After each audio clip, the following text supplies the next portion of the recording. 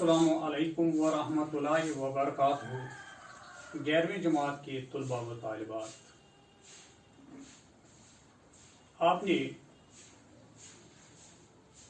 पिछले दिन silk route के बारे में पढ़ा। सिल्क रूट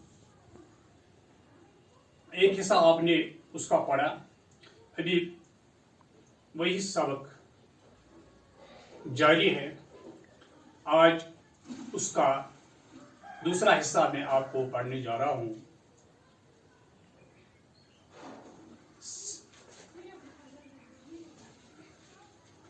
लेकिन सिल्क रूट सिर्फ तिजारत का नाम नहीं है, मादी तरक्की का नाम नहीं है, यह एक तहजीब, तमद्दुन और सकाफत का नाम है। सिल्क रूट और इसकी शाखों के रास्तों से दुनिया के बड़े मज़ाहिब इस खत्ते में पहुंचे। सिल्क रूट ने एक दूसरे को अपनी तहजीब, कल्चर, इल्म इरफान और फनून लतीफ़ा से रोशनास किया, जिनकी वजह से मशरिक और मगरिब पर दूररस असरात पड़ी।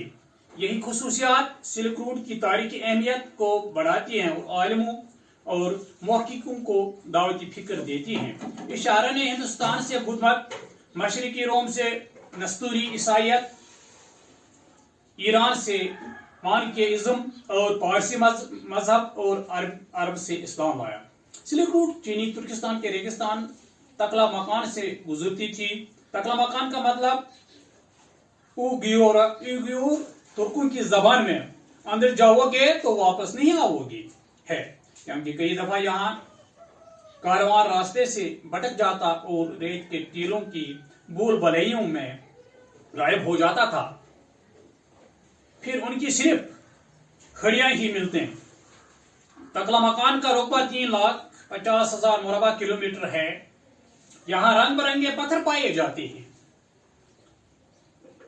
तेज आंधियां चलती हैं और रेत के भगोले उठते हैं। चैन ने तकला मकान के लोबिनूर के मकाम पर अपने न्यूक्लियाई तजुर्बे किए हैं। एक मगरबी मुशाहिद ने लिखा है कि खतन और शिनजियांग की राजधानी रोमची के दरमियान हवाई उड़ान के दौरान तकला मकान का मंजर बड़ा खूबसूरत और दिलकश लगता है। सिल्क रूट पर तिजारत के उरूज के दौरान रेगिस्तान में बड़ी बड़ी बस्तियां थीं।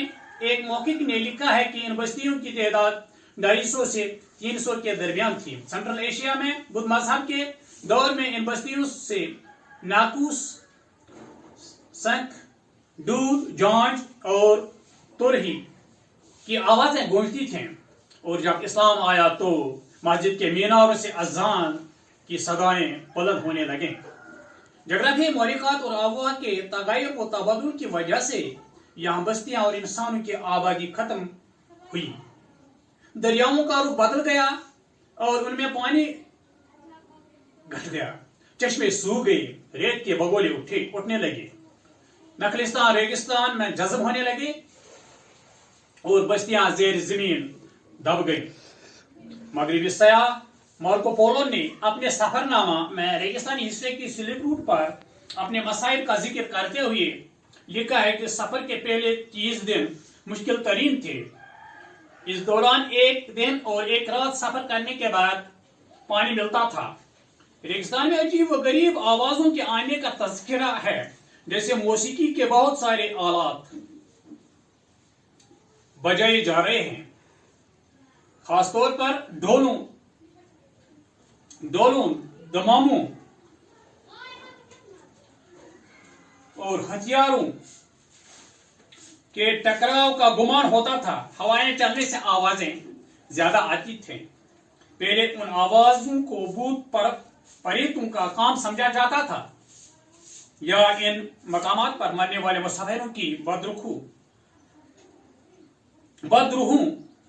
की कारस्तानी बताई जाती थी। एक जगह से मुतल्लिक़ ये रिवायत है कि वहां 1000 साल पहले दो बरसरे पैकर फौजें रेगिस्तानी तूफान के दौरान रेत के नीचे दब गई थे। सिल्क रूट एक जगह मनहनी सा दायरा बनाती थी। शुमाल की जानिब ये तुर्पान कस्बे की तरफ जाती थे। ये रास्ता नखलिस्तानी कस्बों से गुजरता था और आमद रफ्त के लिए बेहतर था। दूसरा रास्ता मगरबी लोलन की तरफ जाता था, जहां से जुनूब मगरिब की तरफ खतन समेत कई नखलिस्तान कस्बों से होता हुआ काशगर में शुमाली रास्ता से मिलता था। सिल्क रूट से कई शाखें निकलती हैं और मुख्तलिफ खतों से इनका रास्ता होता है। एक आम शाख काशगर से होते हुए पाकिस्तान के ज़ेर नगीन शुमाली इलाका में दाखिल होती थी और शुमाली हिंदुस्तान जाती थी। दूसरी आम शाख काशगर, कराकोरम, लेह का तिजारती रास्ता था, जो लेह से श्रीनगर जाता है। इस रास्ते को ट्रिनिटी रोड भी कहा जाता है। इस रास्ते से चीनी तुर्किस्तान का शहर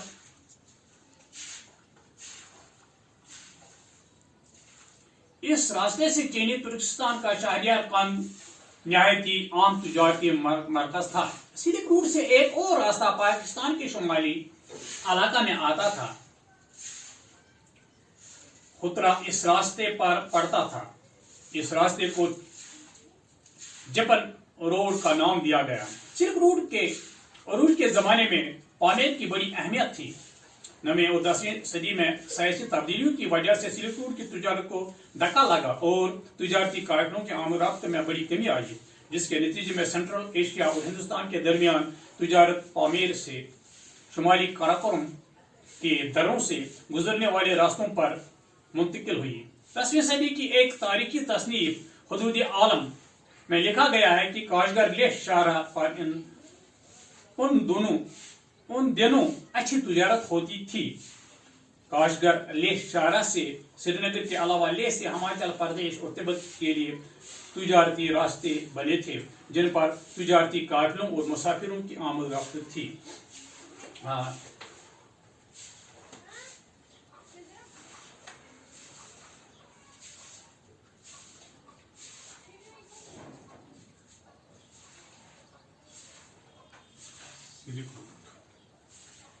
ये अब्दुल गनी शेख का, आपने इस पढ़ा है, अब्दुल गनी शेख का लिखा हुआ सबक है। ये तो जारी था हमें आज। सिल्क रूट जो शाहराह ऑपरेशन के नाम से भी मशहूर है, कदीम दुनिया की सबसे मशहूर लंबी शाहराह है, जो श्रीनगर और लद्दाख से होते हुए चैन रोए जमीन पर इंतहाई दुश्वार गुजार खतों से गुजरती थी। ये चैन से होते हुए यूरोप में कदीम सल्तनत रोमा तक जाती थी। इसकी लंबाई तकरीबन 15,000 फुट थी। सिल्क, ये तो अंग्रेजी लफ्ज है, ये एक लफ्ज सिल्क, अंग्रेजी में सिल्क को रेशम कहते हैं या ऑपरेशन रेशम। ऑपरेशन रूट, आपको मालूम है रूट रास्ते को कहते हैं, रास्ता। ये जो रेशम है ये सिल्क वॉर्म से बनता है। सिल्क वॉर्म रेशमी कीड़ा, जिसको हम रेशमी कीड़ा कहते हैं, रेशमी कीड़ा सिल्क वॉर्म से बनता है, रेशमी कपड़ा।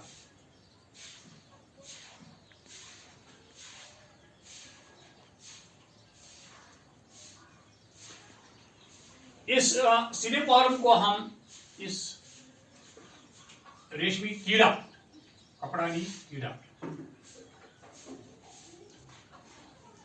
रेशमी कीड़ा, इसको हम कश्मीर में गुत्स कहते हैं। इसमें चंद आपके लिए चंद नए अल्फाज आए। मज़ाहिब, मजहब का जमा है, मजहब का जमा।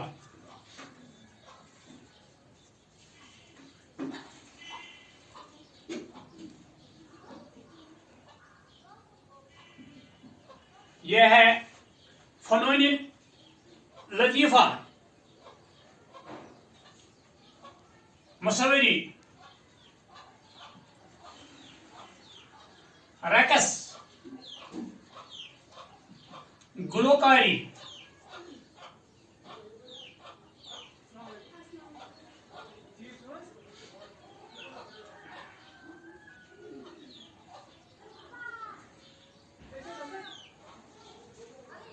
नस्तूरी,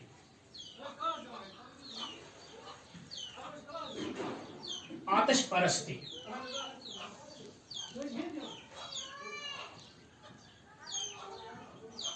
नस्तूरी, आतिश परस्ती, मानिकेइज्म,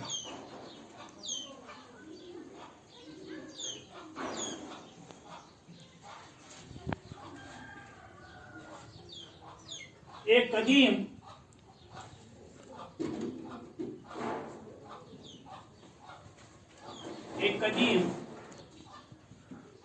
ईरानी मजहब,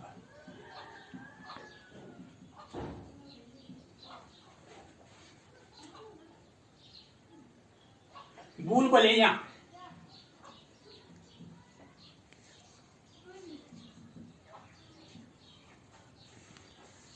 भूल भुलैया एक किस्म की पेचदार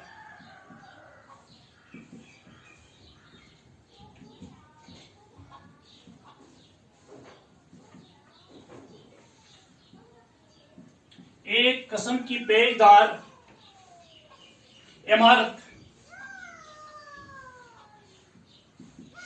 एक किस्म की पेचदार इमारत या रास्ता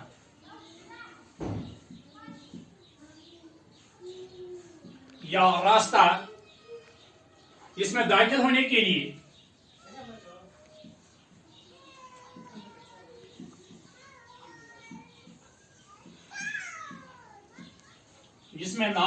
के लिए दुश्वारियां होती हैं, जिसमें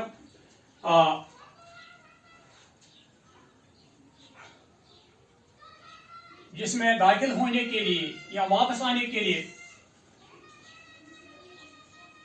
बाज़ इंसान भूल जाते हैं, बाज़ इंसान भटकता है,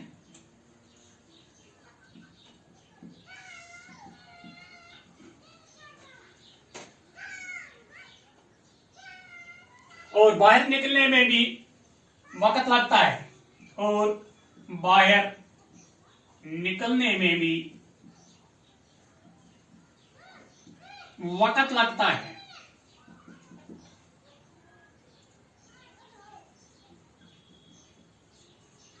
अगर आप लखनऊ गए होंगे तो वहां नवाबों की एक बिल्डिंग है, इमारत है, उसको भूल भुलैया कहते हैं। जब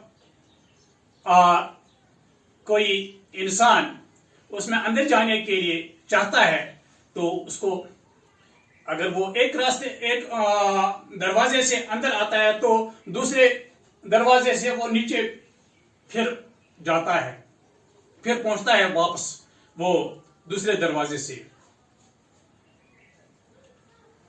तो यही इमारत, इनको भूल भुलैया कहते हैं, जिनमें दाखिल होने के लिए भी इंसान भटकता रहता है और बाहर आने में भी इसको दिक्कत आती है, मुश्किल हो जाता है।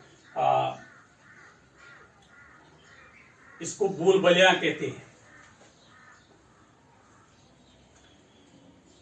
नाकूस लफ्ज एक आया यहां, नाकूस, वो सांख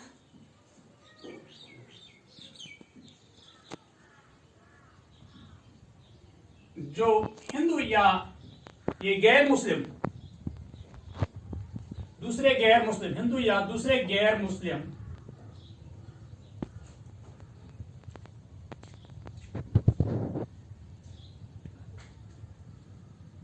बजाते हैं।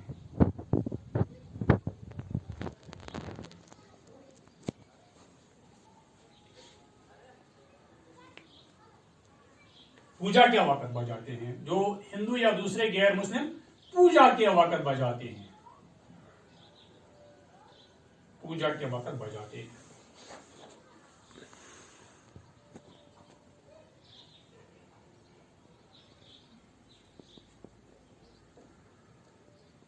जांज है,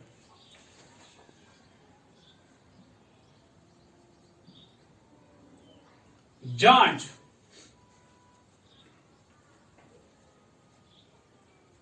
वो थालियां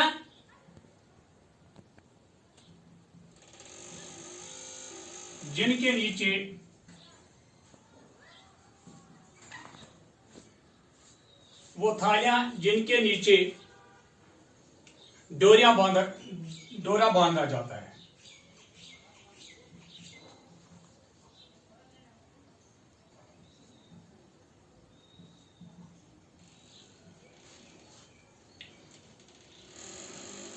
और ढोल के साथ साथ बजाया जाता है।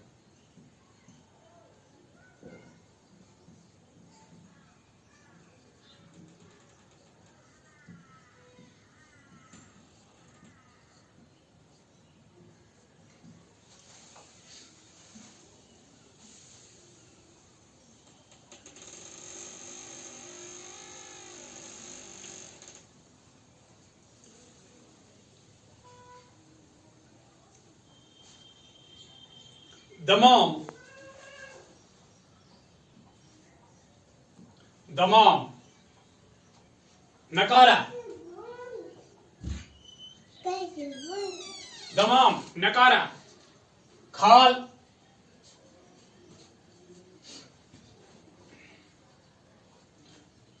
मंदा हुआ,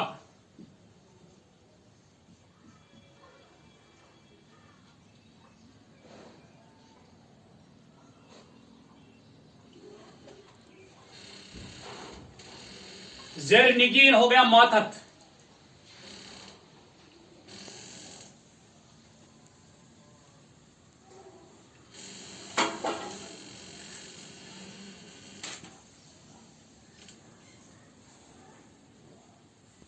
आलात, ये आला का जमा है, आलात,